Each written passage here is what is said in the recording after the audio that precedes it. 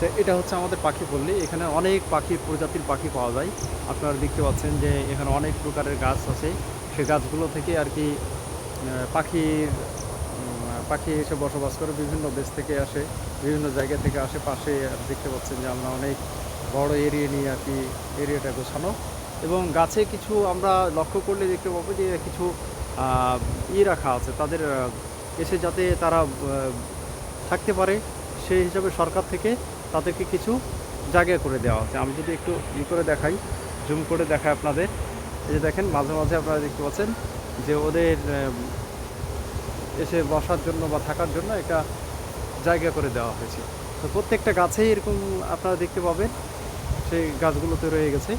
আর এটা হচ্ছে একটা মানুষ এসে যাতে একটু ঘুরে ঘুরে দেখতে পারে তার জন্য আপনার ব্রিজ করা আছে কিছু জায়গা জুড়ে। এই যে দেখতে পাচ্ছেন চলে গেল।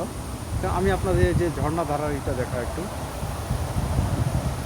এটা দেখাই, অনেকটাই দেখতে চমৎকার আর কি।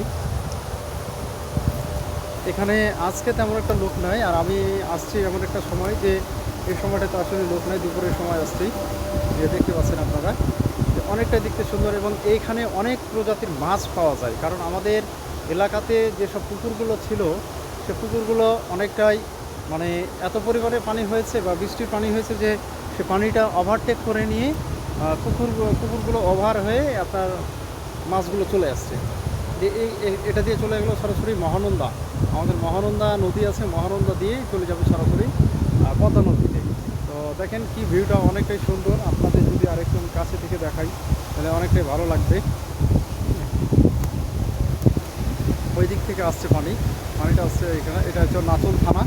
এটা নাচল থানার মধ্যে, নাচল চাঁপাই নবাবগঞ্জের মধ্যে, নাচল থানার মধ্যে। দেখেন আপনাদের কি সুন্দর একটা ঝর্ণা ধরার আবহাওয়া, অনেকটাই ভালো লাগছে এদিকে, যেন মনটা জড়িয়ে যাচ্ছে।